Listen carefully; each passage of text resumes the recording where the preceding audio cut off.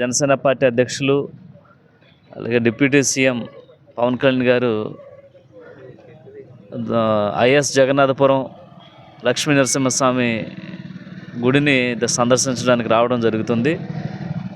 దీనికి ఈ శుభ సందర్భంగా ఆయన ఆ గుడికి సంబంధించి సీసీ రోడ్లు ఓపెన్ చేయడం జరుగుతుంది, శంకుస్థాపన చేయడం జరుగుతుంది. అలాగే ఇక్కడ ఉన్నటువంటి డ్రైనేజీ ఏదైతే ఉందో ఆ డ్రైనేజీ వ్యవస్థని ఈ గ్రామాల్లో అలవాటు చేయాలనేటువంటి ఒక అంశంతో ఈరోజు మ్యాజిక్ డ్రైన్స్ని కూడా శంకుస్థాపన చేయడం జరుగుతుంది. అలాగే పలు అభివృద్ధి కార్యక్రమాలకు సంబంధించి ఐఎస్ జగన్నాథపురం గ్రామంలో ఉన్నటువంటి వారికి ఈ శంకుస్థాపన చేయడం జరుగుతుంది.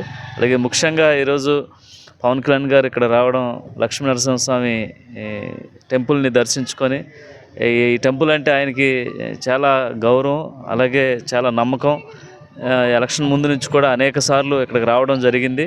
దాన్ని ఉద్దేశించి మొన్న సంవత్సర కాలంలో కూడా ఈ మధ్యకాలంలో ఒకసారి కూడా విజిటింగ్ చేసి ఇక్కడ గుడిని అభివృద్ధి పరిచే విధంగా చర్యలు తీసుకోవాలని చెప్పడం జరిగింది. అదే రోజు ఈ నాణ్యత కూడా పరిశీలిస్తారు.